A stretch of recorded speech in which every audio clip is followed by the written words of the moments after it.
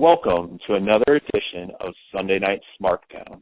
I'm your host, Tim Blakicki, and with me, I've got Roger Fisk. Hey, yo.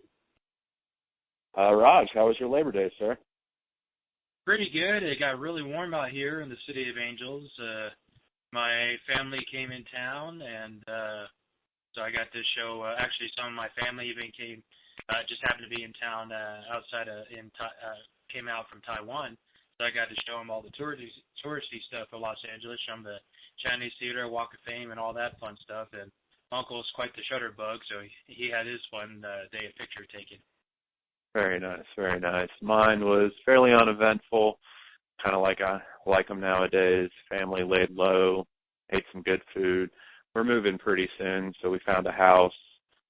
It was an eventful weekend, but on the low key. So, all right, well, we're just going to jump right into it this week, folks. We appreciate you if you listened last week. Just a reminder, we are the bastard offspring of the Retconned podcast. We can be found on Facebook at facebook.com/Retconners. We can be ignored on Instagram at Retconners, and we can be blocked on Twitter at Retconners. Questions, comments, trolling can all be sent to us at retconners@gmail.com. Raj, I believe you picked this week's match. You want to tell us a little bit about it? Yes, this week we're going a little bit old school. This is Saturday night's main event. It was taped in December 14th, 1986, but aired on January 3rd, 1987 at the world-famous Hartford Civic Center, which Vince McMahon tells Jesse Ventura is the insurance capital of the world. Sure or not is up to your deduction. Vince was such a underrated announcer. I kind of miss him sometimes. You know, it's funny for the guy that always played the buffoon, you know, the foil, if you will, to Jesse Ventura, because you know Jesse all the time was calling him an idiot or said you're stupid for thinking that. And Vince just sat there and took it. Yeah, absolutely. He knew his role and he played it to perfection. Mm-hmm. Yeah, you never would have thought this guy was the boss. And no, not at all. I remember in the Monday Night Wars when Bischoff would call him out, I was like, why? What kind of sense does that make? I was like, oh. And you come to find out, oh, I see. Yeah. All right, folks. Let's just jump right into it, and we'll run down the few history what led up to this match. And if you just go to your WWE Network, and it's the very first match. Funny enough, it's the very first match. This is Saturday night's main event. WWE is on a hot streak. It's just exploding right now. And what's your first match on Saturday night's main event is your world title match in a steel cage. It's like Raw these days. Why are we complaining about Raw these days or WrestleMania these days kicking off when they kicked off with the World Heavyweight title match, and they used to do that on Saturday Night Live, for crying out loud. Yeah, considering if this was on Raw now, though, it'd be a 12-minute overrun and have 3 commercial breaks in it. Isn't that the sad truth? Yeah. All right, my friend, are you ready? I am ready, sir. To go? Yeah. All right, here we go, everybody. 3, 2, 1, play. And you know, this is something else that is sorely missing from wrestling these days. Now, as this opens, you have Bobby the Brain Heenan, who is the manager for Mr. Wonderful Paul Orndorff at the time, and he's giving his little rundown about how Hulkamania is going down and stuff like that. And then we go to Hulkster, who's giving his promo inside the old Blue Bars steel cage. And this is something just sorely missing from wrestling these days. The backstage interviews, the big build-up, the match. You know, we're there to see these superstars. You know, we should, we want to see them talk. We want to see them engage us more and, you know, get us even more involved in the match. Yeah, I find it interesting because we still obviously do the backstage interviews and the backstage build up for matches. You know, maybe if Ryback and Owens is having a match in the third hour of Raw, they'll start building it up in the first hour, but there's not that prevalent almost like immediately right before the match. They do it sometimes, but especially they used to do it during pay-per-views a lot. Literally, a match would end, and Mean Gene would be backstage, and immediately right before the match, he would interview one person, and then maybe the other person would come in, and they would kind of go nose to nose for a second. You are right. It was a nice way to almost frame the beginning, middle, and end of a match that way. Another thing I absolutely miss, and this, you never, ever see this anymore, because now Raw kind of accomplishes this with a static graphic and just some dates, basically. But I remember when I would watch the WWF show on Saturday mornings, and WCW do it sometimes too, they would do the almost like personalized, geography-wise, Daytona Beach, we're coming on such and such a date, and you would have like Bret Hart actually mention the town that they were about to come to. I always just got so excited, even though I didn't go to many live events when I was younger. I would always get super excited knowing that they were somewhere in my area. Oh yeah, absolutely, and these days any mention of your town is just a cheap pop. Yeah, exactly. So we got right here in Hartford, Connecticut. Yeah, we got Jesse and Vince. If maybe one day we'll actually like rank announcer duos. I love these two together. They played off each other so well. Vince always knew when to take the back seat. Jesse knew when to ramp it up. Vince played that role of, he was Jesse's buffoon, but he was the straight guy. Even whenever Brain would come on there and the three of them would announce, Vince played kind of what Michael Cole does now, a little bit of what JR used to do, but he was heads and shoulders. And it's amazing to think that theoretically he was doing that and also producing the show at the same time. I don't know how he ever would be able to do that, but yeah, maybe he's got like a signal or something like going backstage. And here's something interesting here. So I don't know why, but Mean Gene here is interviewing Bobby Heenan and Mr. Wonderful, and Mean Gene says, "Now I know Mr. Wonderful doesn't talk or give interviews, so he just interviews Heenan." I don't know what it was why Mr. Wonderful didn't talk, but it just seemed interesting. And here's something else. Speaking of interesting, if you turn your volume up just a little bit, Mr. Wonderful comes out to Real American. Yeah, he did that a few times during this feud. And I can't remember for the life of me the reason for it. I think it's just to like spite Hogan. Yeah. What better way to? Because Wonderful, at this time, this was the era where not everybody had. It's not like today where everybody has a theme song, no matter how lame or how dull. And I don't think at this time Wonderful had his own entrance music in. If I was hard pressed to think about it, I don't think I could even figure it out. Like what, I couldn't hum a bar of it. I couldn't think of any words to it. I love it. The who is that? Danny Davis, the original evil ref. Mm-hmm. And this is all, as I said, this is 1987. This is January 1987. We are 2 months from WrestleMania 3 of Hogan and Andre. Look at the crowd. Yeah, this would have been Mean Gene interviews. This is right before WrestleMania 3. I thought it was a little small there too. Yeah, this is right before WrestleMania 3. This is 2 months before WrestleMania 3. WrestleMania was end of March in 1987. Yeah, in 88. Excuse me. Gotcha. Oh wait, no, in 87. No, I'm correct. 1987.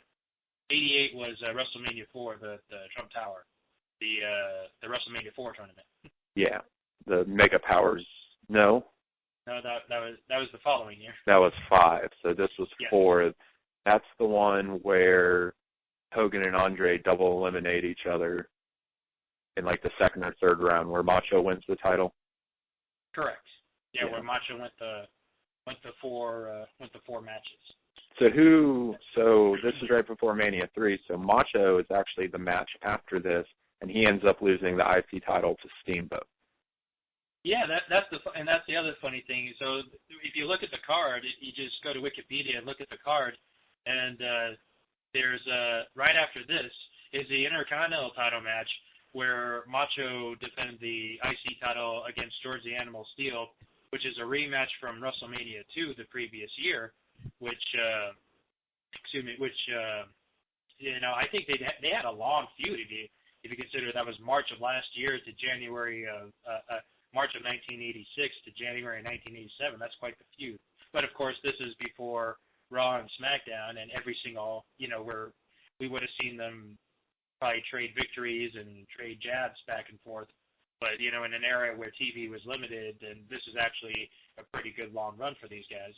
Yeah, even this Orndorff feud, I believe, lasted, it probably seems like 6 months or so. I know he fought Bundy, and Orndorff's just taking it to him straight out of the gate. He fought Bundy at WrestleMania 2, but, he'd basically been feuding with Orndorff since WrestleMania 1. Yeah, and Orndorff went back. Well, if you remember, Orndorff took the fall at WrestleMania 1 when Bob Orton hit him with the cast, and then after that, Orndorff was face for a while, and apparently at the time he was managed by Bobby Heenan, and he fired Heenan and became face, and where Morocco and Orndorff fought at the opening match of WrestleMania 2, Bundy and Hogan went for the title. So yeah, that match was also in a steel cage, right? Just like this. Yeah, exactly. Hogan's the king of the steel cages, huh? Yeah, I know a lot of people complain about these blue steel bar matches, and gosh, I remember it was probably 10 years ago now, but they had one. It was so out of the blue, I feel like, because I feel like after Hell in a Cell came around, maybe for a little bit they kept doing these blue bar matches. I do remember this match. This part always confused me right here. Like, he's got him by the hair. Yeah, this is for the world title. Like, just jump, fall. This is for the world title. Do not let him drag you back over the top of the cage. Just fall. Take the bump. Don't go there, Hulkster. You might fall down. Yeah, but going back to what I was saying, I really, really, really like these blue bar steel cage matches. I know it's hard to follow what's going on in the ring. It's hard to get good camera shots. I'm sure it was a pain in the butt if you were watching it live. And I know the wrestlers didn't particularly care for it because there was absolutely no give as opposed to the chain link fence that we have now. But I think that was part of the appeal for me was, you see these matches now in this, quote unquote steel cage where they get thrown into, what amounts to a chain link fence. And I can throw myself into a chain link fence and it's not going to particularly hurt. But back in the day, you see somebody get slammed into one of these, like you feel it, like it looks like it hurts. Absolutely. A little shot in the gut there from Orndorff to Hogan, dragging him back into the ring now. Yeah, the thing about this is, and Orndorff will tell you, he was injured at the time. He hurt. I think it was I can't remember if it was his left arm or right arm, but in a weightlifting accident. But he didn't take care of it because he was in this red hot feud with Hogan and drawing money left and right, and he forsook his health in order to make some money. Can't really say I blame him because this is the profession. You got to do what you got to do. But yeah, I definitely feel like Orton was one of those guys that kind of got a raw deal, having come around when he had. If he had come around, maybe. I know Hogan had a stranglehold on things for a while, but it's almost like if Orndorff had come around maybe 4 or 5 years later, maybe like right when Bret and Shawn, well, not even Shawn, but, Bret was definitely kind of on the upswing of things and, kind of hit his peak more towards like Mania 7 or 8. He was such a good, he played whatever he was doing so well. He definitely had the body shape, the size. He looked appropriate in the ring with everybody. He came around at the wrong time, and he never got. I mean, he's at the top of the card here, but I mean, he never was able to break through that like glass ceiling. Well, there is some truth to that, but at the same time, one could also say he came around at just the right time. I mean, being the main event of WrestleMania 1 and that big heated feud between Piper and Hogan and the add-on to Mr. T. Yeah. I don't know. I've always wondered. I understand why they had to do it with Mr. T, especially at WrestleMania 1. But Piper and Hogan, I so wish they could have just main evented that pay-per-view by themselves. Nowadays, like if you could switch cards around in time periods and stuff, I mean, a Hogan-Piper feud would just light the world on fire and could absolutely, main event for WrestleMania, no problem. But I just understand with the financial risk that Vince was basically taking by putting on WrestleMania 1, they had to drag in all the celebrities. They had to promote Mr. T. It was coming on the heels of Rocky 2. It made complete sense. 3. But 3. Clubber Lang was in Rocky 3. Oh, yeah, you're right. And so was Thunder Lips, the Ultimate Male. That's what I was thinking. I actually just watched those 2 and 3 the other night. It's one of those movies where you're tired, you're just kind of flipping through the stations, and you accidentally come across one of those, and you probably even have them on DVD, and you're watching like the edited version on AMC, but you can't stop watching, and you end up staying up way past when you were planning on it. I miss Bobby the Brain Heenan so much.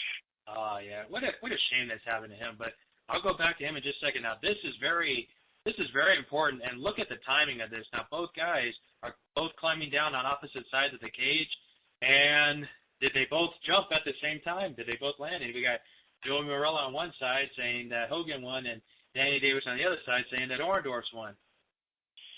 So this hit it first? This was the original double finish like this, to often be imitated after this in many a Royal Rumbles. Now, did they ever use this exact same finish in a cage match? I feel like they had to have at some point. It feels like maybe it's, I don't know about, oh, wait a minute, Hogan's getting mad at the evil ref. I vaguely remember some sort of cage match where I feel like somebody was coming out the door and somebody was climbing down the cage, and they both came out at the same time. That sounds very familiar. I can't give you the wrestlers right now off the top of my head, but that does sound very familiar, like something happened. And I feel like this is even like shades of Hell in a Cell that we did last week, where now you have this structure which is specifically designed to keep a red-hot feud and the match inside the ring, and now they're on the outside. And obviously this match is about to get restarted, but Orndorff just slammed Hogan into the cage on the outside. And look at him. Has he been out of shape?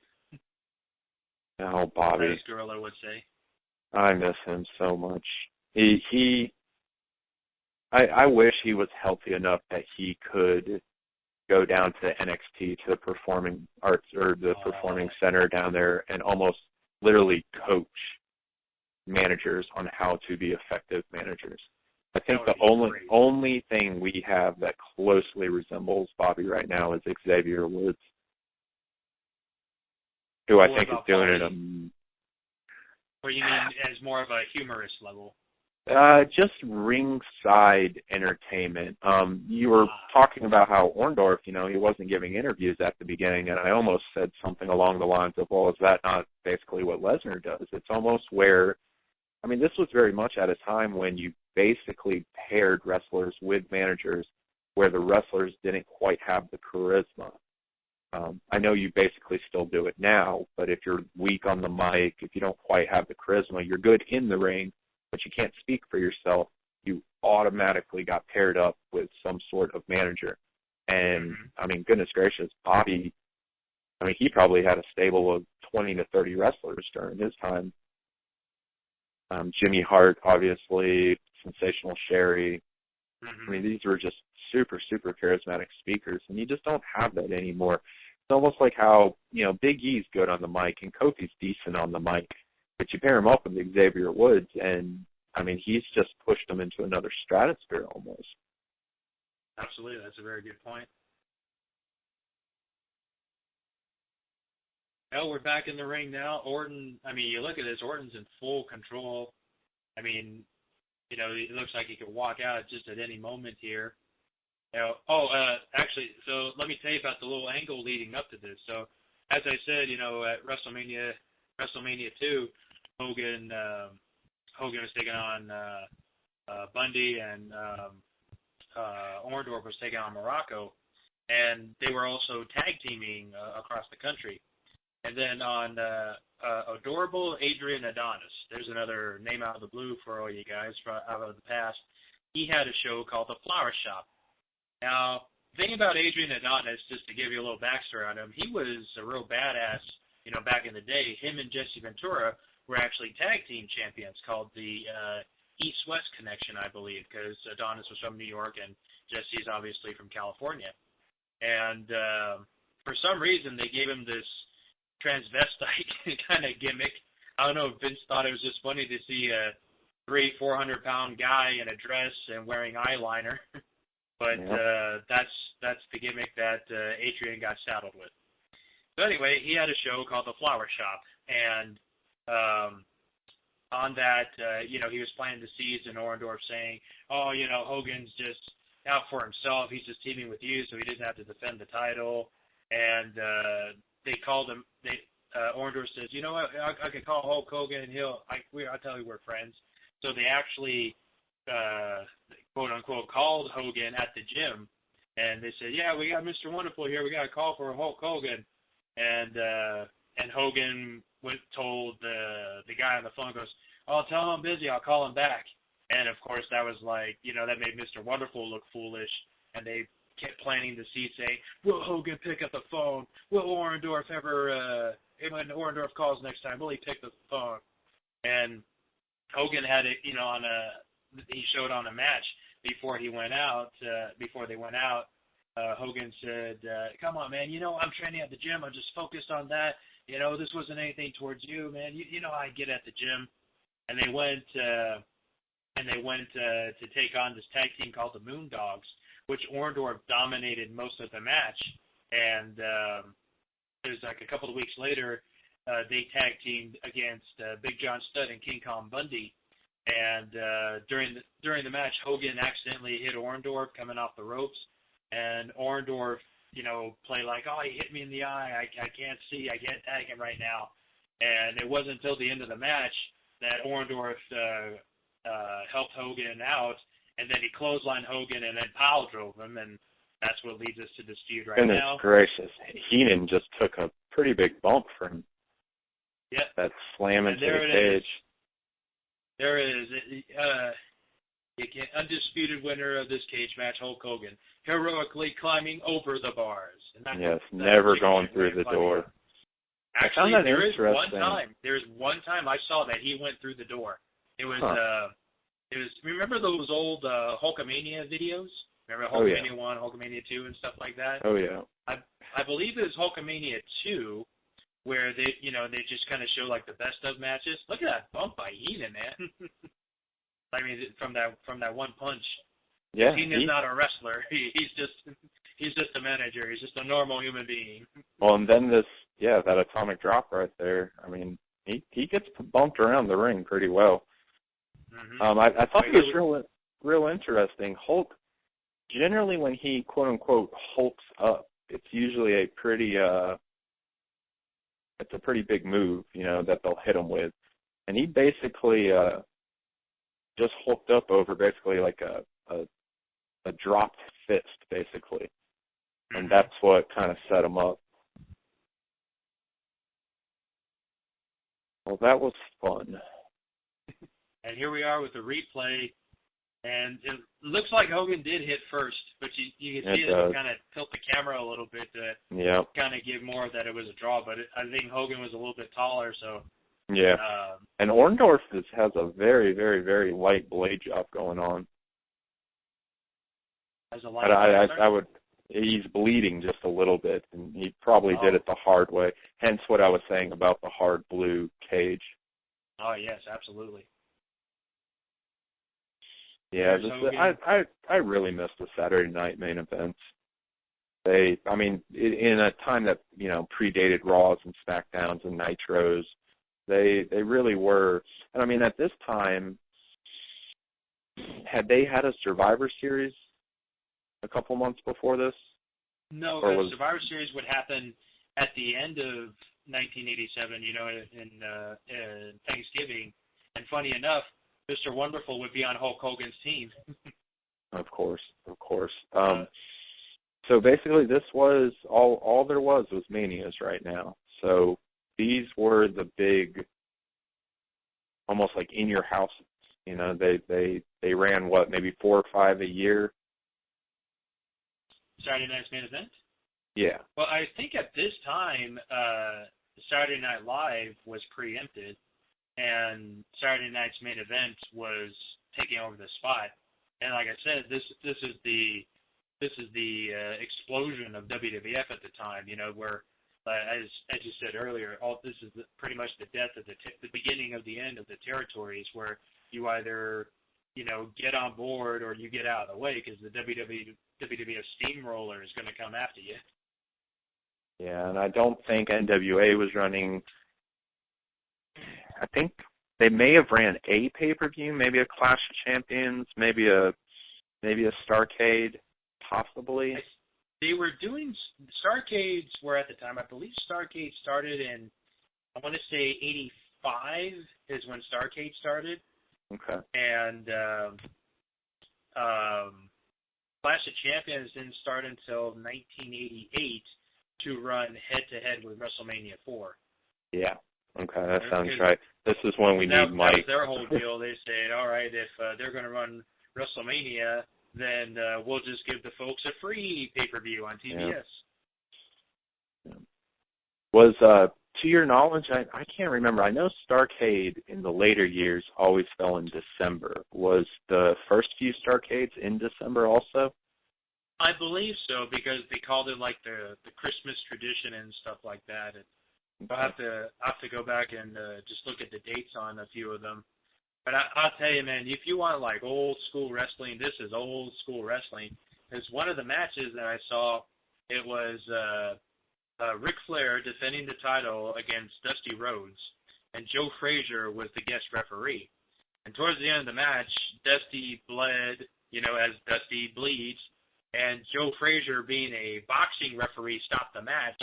On account of, the blood's above the eye, cut above the eye, we'll have to stop the match. And on the thing that they added with this, on top of the world title, was that there was $1 million to the winner. And then so the match was stopped. There wasn't any pinfall or any decision per se. It was just stopped because of excessive blood loss, and Ric Flair wins the $1 million and keeps the NWA world title. I mean, how pissed would you be today if you were watching WrestleMania? Like, if I was watching John Cena versus The Rock, and then all of a sudden, Rock's bleeding too much, we have to stop the match, John Cena wins. They would burn that building to the ground. All those times. You would think that. I think I told the story just off air a couple weeks ago, but I was at Mania 27, and I didn't particularly have great seats, so I was by far probably the biggest fan in my section. It was a lot of families, they were the more affordable seats. And during the Miz Cena main event, when the double countout happened and the bell rang, literally 9/10 of my section, including my girlfriend who I was with, got up to leave. And you didn't hear anybody. I mean, everybody was booing, but it was almost like, okay, we need to go beat traffic sort of situation. I obviously knew, Rock hadn't been out since the beginning of the pay-per-view. I knew he was coming down to restart the match or, say like Mania can't end like this and figure out a way to restart it. But there you go. There's WrestleMania with a quasi-dusty finish sort of situation. It amazes me, especially after SummerSlam that we just had, with, honest to goodness, probably the worst ending to a major pay-per-view in a very, very, very long time. How we can complain about the way that some of the matches end now, and then we see matches that happen, literally when Dusty had the book and the term Dusty Finish, sprang from.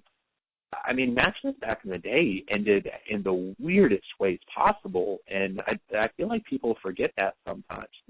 Wrestling has never had clear-cut finishes 365 days out of the year. The bread and butter is the Dusty Finish, is the run-in, is the disqualification, is the interference from the outside.